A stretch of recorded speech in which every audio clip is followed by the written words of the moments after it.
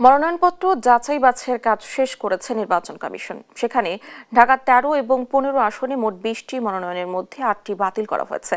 এর মধ্যে ১২টি বৈধতা পেয়েছে বলে জানিয়েছেন ঢাকা জেলার আঞ্চলিক নির্বাচন কর্মকর্তা ইউনুস আলী। রোববার আগারগাঁওয়ে নির্বাচন কমিশনের ইটিআই ভবন ব্রিফিংয়ে সাংবাদিকদের এসব কথা জানান তিনি। বলেন, আগামীকাল সোমবার থেকে ৯ জানুয়ারি পর্যন্ত মনোনয়নপত্র বাছাইয়ের রিটার্নিং অফিসারের সিদ্ধান্তের বিরুদ্ধে আপিল করা যাবে।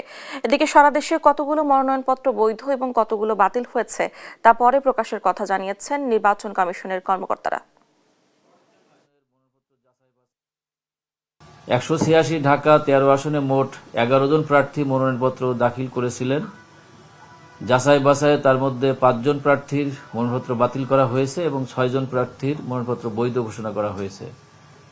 ১৮৮ ঢাকা ১৫ আসনে মোট ৯ জন প্রার্থী মনোনয়নপত্র দাখিল করেছেন।